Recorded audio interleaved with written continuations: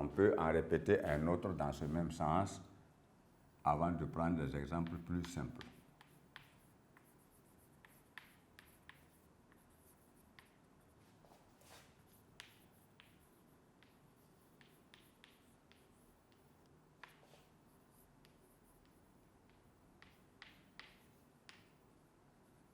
Voici cette équation. 14x plus 9 égale moins 2x moins 7. Voici une autre égalité dans laquelle vous voyez l'apparition de l'inconnu x dans chaque membre de l'égalité. Alors, comme dans le premier exemple, vous effectuez le travail de transposition afin de regrouper les x d'un seul côté, d'une part, et d'autre part, les nombres réels d'un autre côté. Sachant que le changement de côté d'une grandeur implique son changement de signe. Alors, dans cette résolution, nous avons donc 14x, et ce sont les moins 2x qui se déplacent en devenant plus 2x, égale moins 7 qui reste à sa place, et c'est plus 9 qui se déplace pour devenir moins 9. Dans ce cas, on obtient 16x égale à moins 16. Naturellement, on aura 16x sur 16 qui est égal à moins 16 sur 16 également. Alors, lorsque vous faites la division, remarquez que les deux fractions que vous allez obtenir doivent nécessairement avoir le même dénominateur. Voilà pourquoi vous devez retenir qu'on divise les deux membres par le nombre qui multiplie l'inconnu que vous êtes en train de chercher numériquement. On obtient finalement x égale à moins 1. Alors, dès que vous avez dit x égale à moins 1, c'est bien, mais prenez le temps de nous dire quel est votre ensemble solution.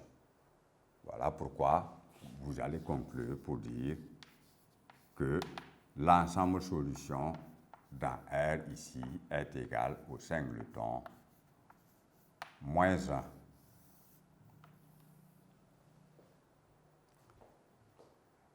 Alors, nous allons considérer un troisième exemple, simplement, pour que vous compreniez qu'il y a un exemple un peu plus délicat qu'il est nécessaire de revoir ici, à savoir quand vous avez une équation de type A sur X égale AB.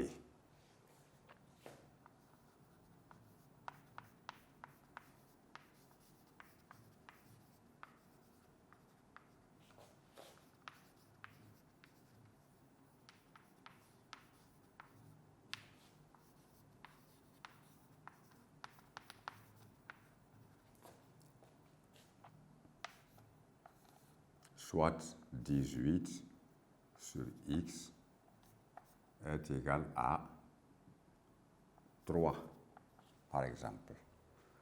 Alors, ça aussi, c'est un cas qui est délicat et qui nécessite que vous fassiez une retouche pour comprendre comment l'opération doit se présenter.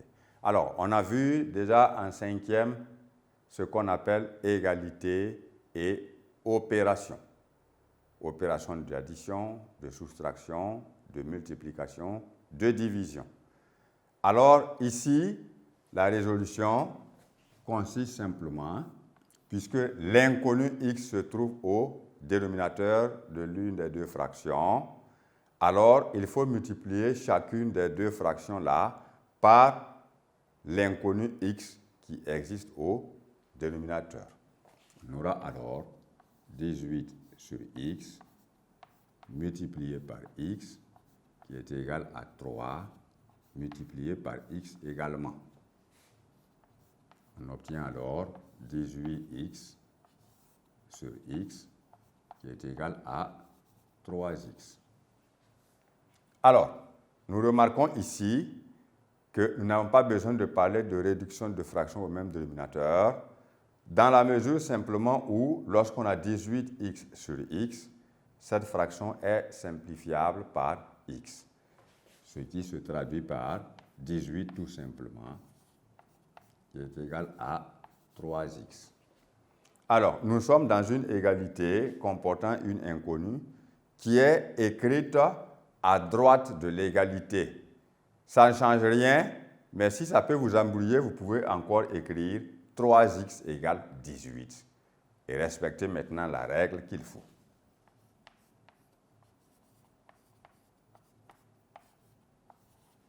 Parce que quand vous avez une grandeur A qui est égale à une grandeur B, nécessairement la grandeur B est aussi égale à la grandeur A. Alors, en divisant membre à membre cette égalité par 3, qui est le nombre qui multiplie l'inconnu, on obtient 3x sur 3 égale à 18 tiers. Par simplification, on obtiendra x, et 18 tiers aussi est simplifiable parce que 18 est un multiple de 3. On obtient alors 6. Donc ici, nous pouvons dire, dans ce cas, que l'ensemble solution noté SR est égal au singleton 6.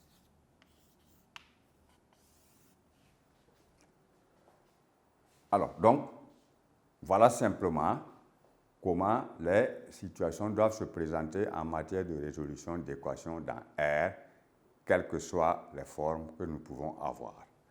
Alors, nous allons maintenant passer à un autre exemple qui est délicat, bien sûr, parce que nous allons assister à une forme d'équation, donc à une égalité comportant des fractions.